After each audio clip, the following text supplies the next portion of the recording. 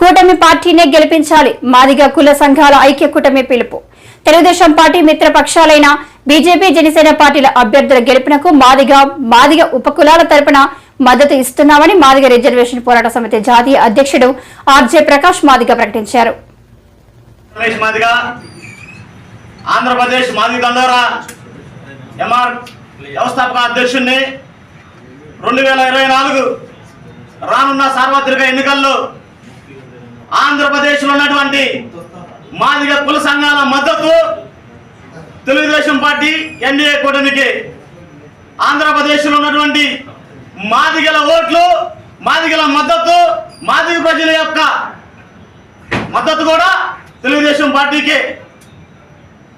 జగన్మోహన్ రెడ్డి గారు ఈ రాష్ట్రంలో దళితులను అనవదొక్కుతున్నటువంటి వ్యక్తి. ఈ విషయంలో ఎందుకు చెబుతున్నానంటే, ఈ రాష్ట్రంలో 27 దళిత పథకాలను రద్దు చేసినటువంటి వ్యక్తి జగన్మోహన్ రెడ్డి గారు. ఒక పక్కన దళితులు నా చుట్టాలంటూ, ఒక పక్కన నా మేనమామలు అంటూ, మాదిగలు ఇద్దరు కూడా నాకు 2 కళ్ళు లాంటి వాళ్ళంటూ మెహర్బానీ మాటలు చెప్పుకుంటూ ఈ రాష్ట్రంలో దళితుల పైన హత్య రాజకీయాలు, మరణ హోమాన్ని సృష్టిస్తున్న వ్యక్తి జగన్మోహన్ రెడ్డి గారు. అదే విధంగా ఈ ఆంధ్రప్రదేశ్ రాష్ట్రంలో మాదిగల అభివృద్ధి, మాదిగల సంక్షేమం, మాదిగలకు కావాల్సినటువంటి 30 సంవత్సరాల చిరకాలమైన కోరిక ఎస్సీ రిజర్వేషన్ల వర్గీకరణ, అది ఒక చంద్రబాబు నాయుడు గారితోనే సాధ్యం. ఈ విషయం ఎందుకు చెబుతున్నానంటే, గతంలో 2000 నుంచి 2004 దాకా చంద్రబాబు నాయుడు గారు తెలుగుదేశం ప్రభుత్వ హయాంలో నా మాదిగ జాతి, మాదిగ ఉపకులాల ప్రజలు కూడా రిజర్వేషన్ ఫలాలను అనుభవించి 24,000 ఉద్యోగాలు పొందినటువంటి సందర్భం అది. అదే విధంగా ఈ యొక్క ఎలక్షన్ లో, ప్రజాగలంలో ఎక్కడ చూసిన చంద్రబాబు నాయుడు గారు బహిరంగంగా, దమ్ముగా, ధైర్యంగా నా మాదిగ ఉపకులాల గురించి నేను వర్గీకరణ చేస్తానని ధైర్యంగా మాట్లాడుతున్న వ్యక్తి చంద్రబాబు నాయుడు గారు. ఈ సందర్భంలో జగన్మోహన్ రెడ్డి గారు ఎక్కడ కూడా మాదిగల ఊసే ఎత్తలేదు, మాదిగల మాటే మాట్లాడలేదు. జగన్మోహన్ రెడ్డి, నీకు వర్గీకరణ గురించి మాట్లాడాలంటే అంత భయం ఎందుకు?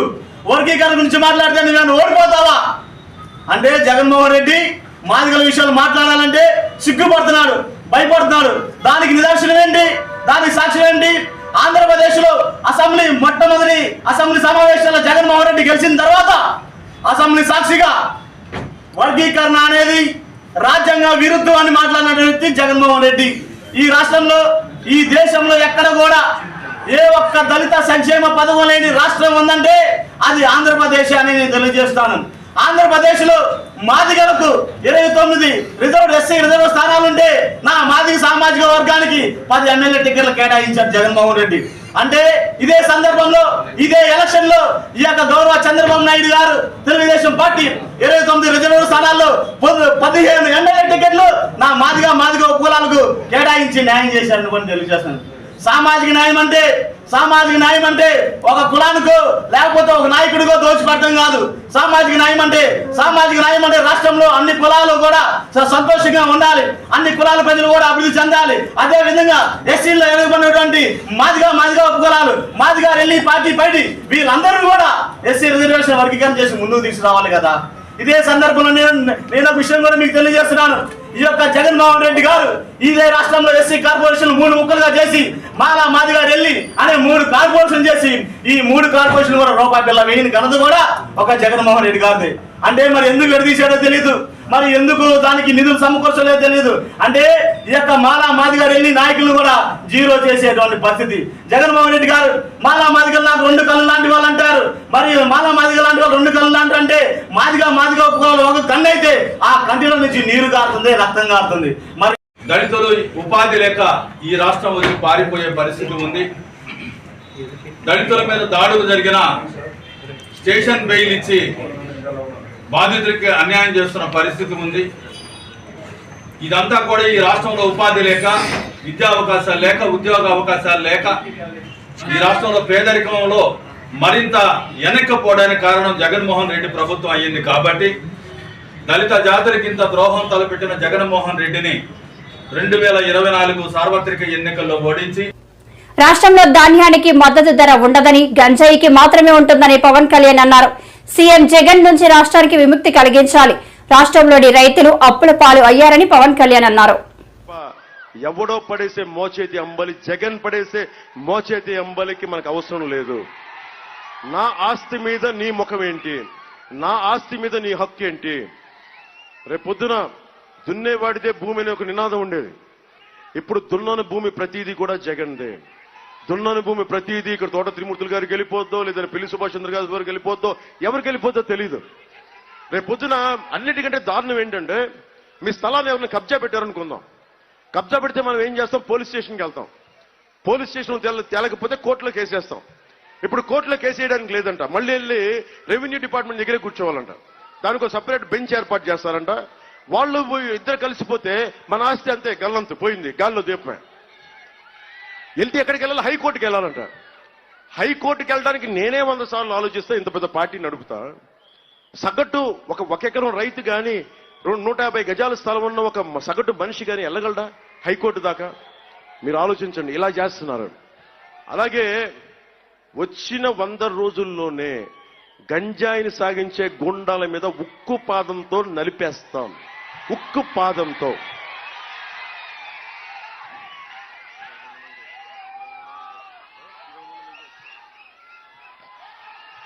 ముఖ్యంగా అంటే చట్టం ఎలా ఉంటుందంటే, ఈరోజు దళిత డ్రైవర్ని డోర్ డెలివరీ చేసి తప్పించుకున్నామని అనుకోవచ్చు.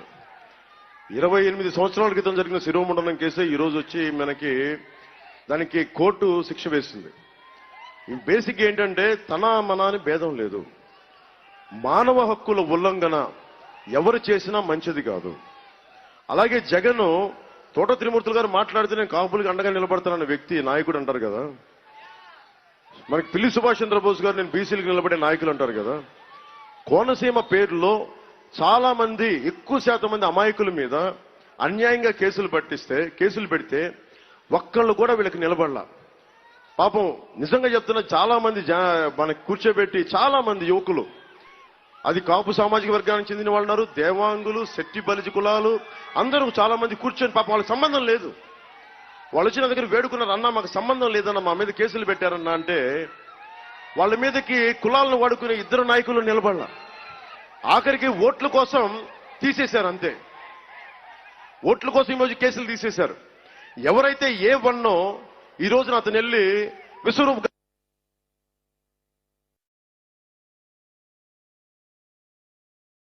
మీరు కులాలకి మతాలకి అతీతంగా ఆలోచించకపోతే మీరు చాలా చాలా నష్టపోతారు. నేను ఎలాంటి వాడిని అంటే, నేను ఒక సామాజిక వర్గం కోసం ఆలోచించే వ్యక్తిని కాదు. జాషువా విశ్వనరుడు, ఆయన కోసం ఆయన్ని స్ఫూర్తిగా తీసుకున్న వ్యక్తిని, అంబేద్కర్ గారిని స్ఫూర్తిగా తీసుకున్న వ్యక్తి. ఖచ్చితంగా మందపల్లి గులకరాయి బాధితులందరికీ నేను బాగా గులకరాయి దెబ్బలు తగిలిన మీకు వైసీపీ వల్ల గత 5 సంవత్సరాల్లో మీ బాధితులందరికీ కూడా నా మనస్ఫూర్తిగా నేను నా బాధను తెలియజేస్తున్నా.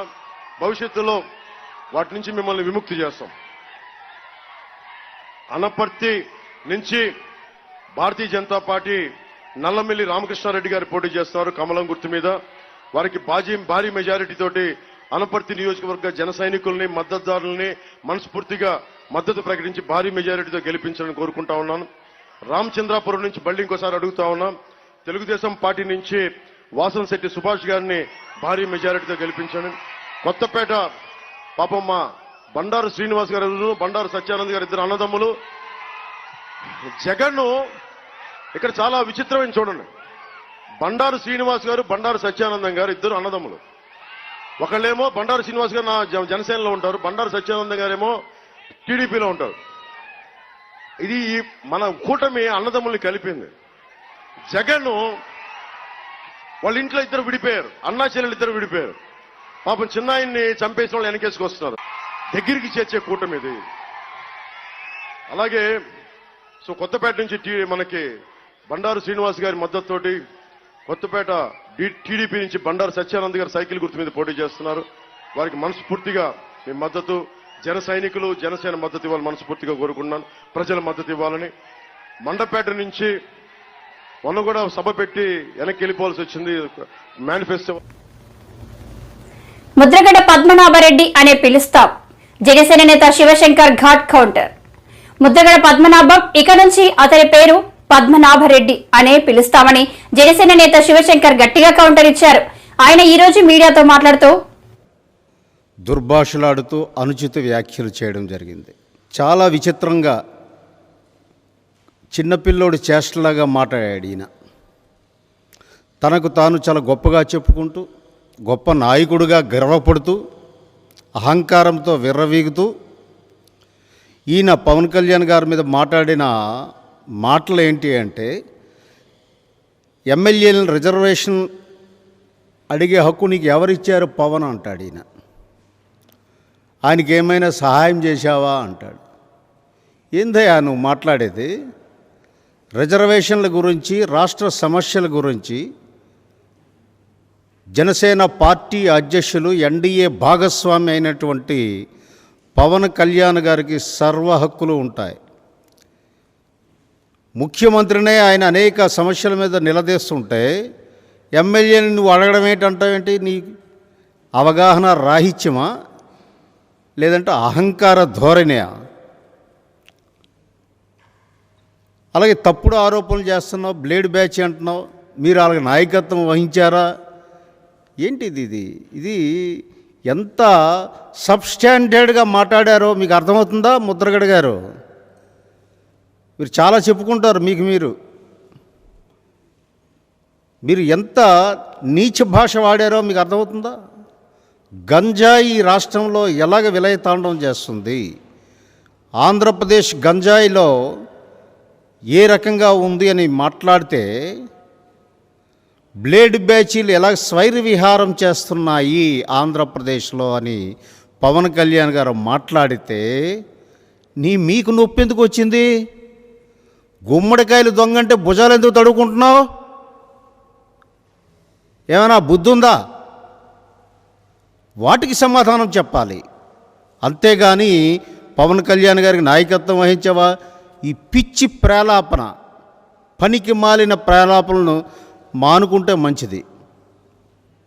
అలాగే పవన్ కళ్యాణ్ ఎక్కడ పుట్టావు? ఏంటిది?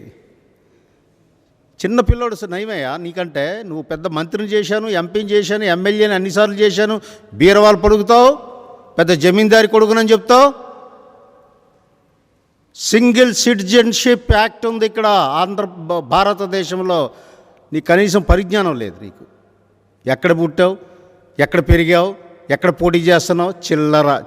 చిల్లర వాగుడు. చట్టము, రాజ్యాంగం చదువుకోవయ్యా, లేదంటే పంపిస్తాం మీకు రాజ్యాంగం, చదువుకో. అంతేగాని తెల్ల చొక్కా వేసుకొని వైసీపీలో చేరి ఆ బానిస కుక్కలాగా మాట్లాడతానంటే మాత్రం సహించేది లేదు. జాగ్రత్త. ఇంతవరకు చాలా మర్యాద ఇచ్చాం మీకు. ఏంటి పిఠాపురంలో ఓడించకపోతే నా పేరు పద్మనాభ ముద్రగడ రెడ్డిగా మార్చుకుంటావా? మంచిది, మార్చుకో, ఈరోజే మార్చుకో. ఇక ఈ రోజు నుంచి మిమ్మల్ని ముద్రగడ పద్మనాభరెడ్డి అని పిలుస్తాం. ఎందుకంటే అలా పిలిస్తే నీ తనువు పులకరించిపోతుంది కదా. మీరు అనేక సందర్భాల్లో చెప్పారు, నేను కాపునాడు ఉద్యమాన్ని నడిపించడం వెనక ద్వారపరెడ్డి చంద్రశేఖర్ రెడ్డి నాకు ఆర్థిక సహాయం చేశాడని గొప్పగా చెప్పుకున్నారు. మీకు మొదటి నుంచి కూడా రెడ్ల పాలేరుగా ఉండడం అలవాటైపోయింది. చాలా విషయాలు మీ గురించి నాకు తెలుసు. గతంలో ఈ ఉమ్మడి రాష్ట్రంలో మాజీ ఒక గవర్నర్గా ఉంటూ ఆమె కాంగ్రెస్ అధిష్టానానికి మీ పేరు సూచిస్తే తమరు చేసిన నిర్వాహకం ఏమిటండి? నా పేరు వద్దండి, వైఎస్ రాజశేఖర రెడ్డి గారు అయితే బాగుంటుంది అని స్వామి భక్తిని ప్రదర్శించిన వ్యక్తి ఓ ముద్రగడ. నీ గురించి తెలియంది కాదు. సో నువ్వు ఎప్పుడో మార్చుకోవాల్సింది పేరు ముద్రగడ పద్మనాభరెడ్డి. బాగుంది, పులకించు. పవన్ కళ్యాణ్ గారికి నీకు కంపారిజన్ ఏంటండి? ఆయన రెల్లి కులం ఎంత అవమానాలు పడుతుందో సమాజానికి అని వాళ్ళలో న్యూన్యతాభావాన్ని తగ్గించి వాళ్ళలో మోటివేషన్ తీసుకురావడానికి నేను రెల్లి కులాన్ని స్వీకరిస్తున్నాను అని ఒక సామాజిక దృక్పథంతో ఒక సామాజిక స్పృహ బాధ్యతతో ఆయనంటే తమరేమంటున్నారండి? పద్మనాభరెడ్డి అని మార్చుకుంటాను, ముద్రగడ పద్మనాభరెడ్డి అని అంటున్నారు. వా వా వా వా, ఏమి క్యారెక్టర్ అండి, ఏమి ఆలోచన విధానము. విశాఖ ఉత్తర నియోజకవర్గం పరిధి 44వ వార్డు అబీద్ నగర్ లో గల పార్కును విశాఖ ఉత్తర నియోజకవర్గం ఎమ్మెల్యే అభ్యర్థి కేకే రాజు సందర్శించారు. ఈ సందర్భంగా వాకర్స్ తో ముచ్చటించారు కేకే రాజు. అనంతరం మాట్లాడుతూ, అభివృద్ధి చూసి ఆదరించండి. అబీద్ నగర్ పార్కును సందర్శించిన కేకే రాజు. విశాఖ ఉత్తర నియోజకవర్గ పరిధి 44వ వార్డు అబీద్ నగర్ లో గల పార్కును విశాఖ ఉత్తర నియోజకవర్గ ఎమ్మెల్యే అభ్యర్థి కేకే రాజు సందర్శించారు. ఈ సందర్భంగా వాకర్స్ తో ముచ్చటించారు. ఈ సందర్భంగా కేకే రాజు మాట్లాడుతూ, గౌరవ ముఖ్యమంత్రి వైఎస్ జగన్మోహన్ రెడ్డి సహకారంతో విశాఖ నియోజకవర్గంలో అనేక అభివృద్ధి కార్యక్రమాలు చేపట్టడం, ముఖ్యంగా గత పాలకులు నిర్లక్ష్యం కారణంగా 20 సంవత్సరాల క్రితం నుండి కూడా జరగని అనేక సమస్యలకు పరిష్కారం చూపడం జరిగిందని, 2024 మాస్టర్ ప్లాన్ ప్రకారం పలు రోడ్లు, ఇతర అభివృద్ధి పనులు చేపట్టడం జరిగిందని అన్నారు. అలాగే ఈ నియోజకవర్గంలో 17 వార్డులు ఉంటే 13 వార్డుల్లో ఇప్పటికే 24/7 వాటర్ సప్లైకి సరఫరా అయ్యేలా దాదాపు పూర్తి చేయడం జరిగిందని తెలిపారు.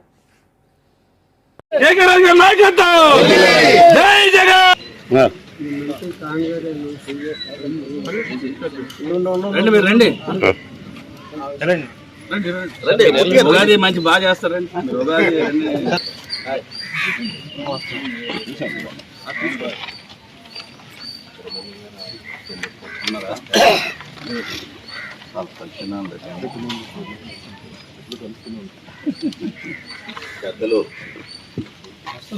హలో, పెద్దలు కేకే రాజు గారికి, అవర్ అసోసియేషన్ తాలూకా ఎగ్జిక్యూటివ్ మెంబర్స్ అందరికీ స్వాగతం. ఏదో కంటెస్ట్ చేస్తున్నారు, అట్లా అందరినీ తీసుకుంటే రావడం జరిగింది.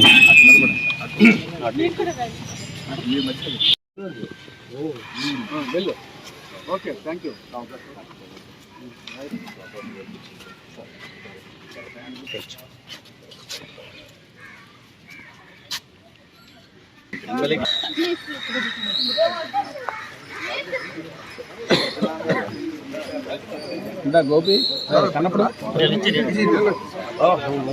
బాగుందా? బాగున్నాండి. నమస్కారం.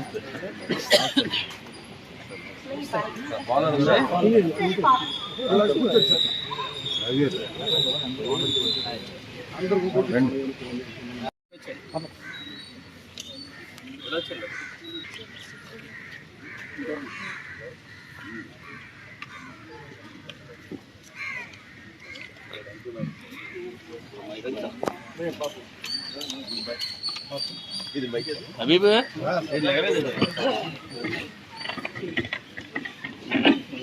దొరికిన అతను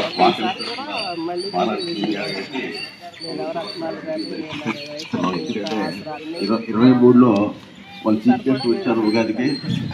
ఒక 6 నెలల్లోనే మా పిల్లర్స్ ఐటమ్స్ ఫోన్ చేసి నాకు చేయాలని బాబు ఇలాగే మా బాణ శ్రీని గారు కూడా మంచి పేరు, ఎంతమంది సాయం చాలా మంది. ఈ ఎన్నికల్లో చంద్రబాబుకు ఓటు వేస్తే సంక్షేమ పథకాలకు ఇక ముగింపేనని సీఎం జగన్ అన్నారు. జగన్ కి ఓటేస్తేనే పథకాలు కొనసాగుతాయని చెప్పారు. ఈ ఎన్నికలు రాబోయే 5 ఏళ్ల భవిష్యత్తు. ఈయన పెద్ద మనిషి చెప్పుకోలేని పరిస్థితిలో ఉన్న ఈ పెద్ద మనిషి ఈ రోజు మళ్ళీ ఏం చెప్తా ఉన్నాడు? ఈ రోజు మళ్ళీ కొత్త కొత్త మోసాలతో, కొత్త కొత్త అబద్ధాలతో, మళ్ళీ మేనిఫెస్టో అంటూ మళ్ళీ ప్రజలను మోసం చేసేందుకు మళ్ళీ ఈ పెద్ద మనిషి బయలుదేరాడు. ఇదే సందర్భంగా నేను అడుగుతా ఉన్నా, అయ్యా బాబు, మీ గత చరిత్రలోకి పోతే మిమ్మల్ని ఎవరైనా నమ్ముతారా చంద్రబాబు అని అడుగుతా ఉన్నాను ఈ సందర్భంగా చంద్రబాబును.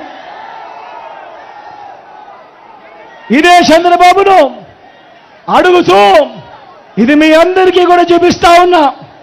ఇదేమిటో మీ అందరికీ గుర్తుందా? ఇది మీ అందరికీ గుర్తుందా?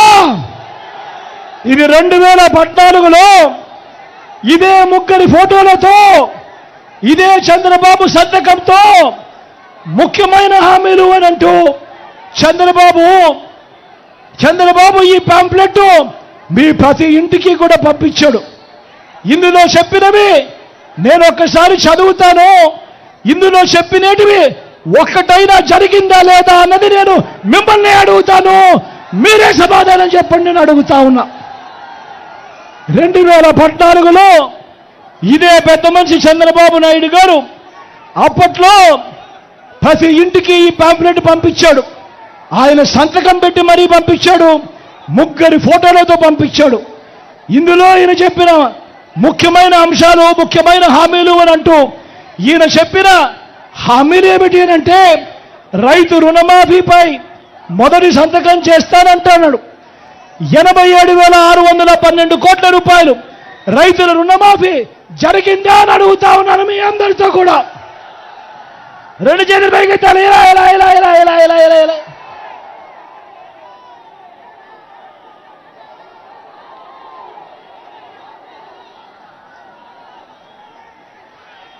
ముఖ్యమైన హామీలలో ఈ పెద్ద మనిషి చెబుతూ పొదుపు సంఘాల రుణాలన్నీ రద్దు చేస్తాను అని అన్నాడు ఈ పెద్ద మనిషి చంద్రబాబు. మరి నేను అడుగుతా ఉన్నా, ఇక్కడ ఉన్న వాళ్ళందరినీ కూడా, వేల మంది ఇక్కడ ఉన్నారు, మిమ్మల్ని అందరినీ అడుగుతా ఉన్నా, ₹1 అయినా పొదుపు సంఘాలకు సంబంధించిన అక్క చెల్లెమ్మలకు ₹1 అయినా మాఫీ అయిందా అని అడుగుతా ఉన్నాను. ఏకంగా 14,205 కోట్ల రూపాయలు ఎగనామం పెట్టాడు ఈ పెద్ద మనిషి. మళ్ళీ ఇదే చంద్రబాబు ముఖ్యమైన హామీలోనంటూ 2014లో సంతకం పెట్టి మీ ప్రతి ఇంటికి పంపించాడు. ఆడబిడ్డ పుడితే మహాలక్ష్మి పథకం కింద 25,000 రూపాయలు బ్యాంకులో వేస్తామని చెప్పాడు ఈ పెద్ద మనిషి. నేను అడుగుతా ఉన్నా, మీలో ఎవరికైనా కూడా ₹1 అయినా వేశాడా అని అడుగుతా ఉన్నాను మీ అందరితో కూడా. ఇంటింటికి ఉద్యోగం అన్నాడు. ఉద్యోగం ఇవ్వలేకపోతే 2,000 రూపాయలు నిరుద్యోగ భృతి నెల అన్నాడు. 5 సంవత్సరాలు అంటే 60 నెలలు ఇంటూ నెలకు 2,000 రూపాయలు అంటే 1,20,000 రూపాయలు.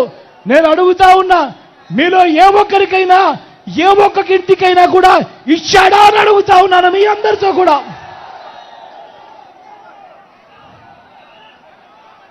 అర్హులందరికీ 3 సెట్ల స్థలం కట్టుకునేందుకు పక్కా ఇల్లు అన్నాడు.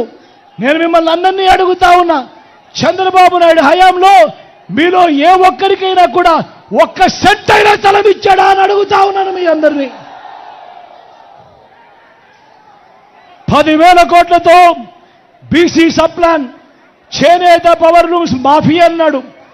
జరిగిందా అని అడుగుతా ఉన్నాను. ఉమెన్ ప్రొటెక్షన్ ఫోర్స్ ఏర్పాటు చేస్తామన్నాడు. జరిగిందా అని అడుగుతా ఉన్నాను. సింగపూర్కు మించి అభివృద్ధి చేస్తామన్నాడు. జరిగిందా అని అడుగుతా ఉన్నాను. ప్రతి నగరంలోనూ హైటెక్ సిటీ నిర్మిస్తామన్నాడు. జరిగిందా? బొబ్బిల్లో కనిపిస్తా ఉందా? మీ అందరితో కూడా అడుగుతా ఉన్నా, ముఖ్యమైన హామీలనంటూ 2014లో చంద్రబాబు నాయుడు మీ ప్రతి ఇంటికి పంపించిన ఈ పాంఫ్లెట్లో, ఆయన స్వయంగా సంతకం పెట్టి పంపించిన ఈ పాంఫ్లెట్లో ఇందులో చెప్పినవి కనీసం ఒక్కటంటే ఒక్కటన్నా అయ్యిందా అని అడుగుతా ఉన్నా. ఈసారి మాత్రం 2 చేతులు పైకెత్తాలబ్బా, గట్టిగా ఇలా పోనీ ప్రత్యేక హోదా ఇచ్చాడా? దాన్ని అమ్మేశాడు.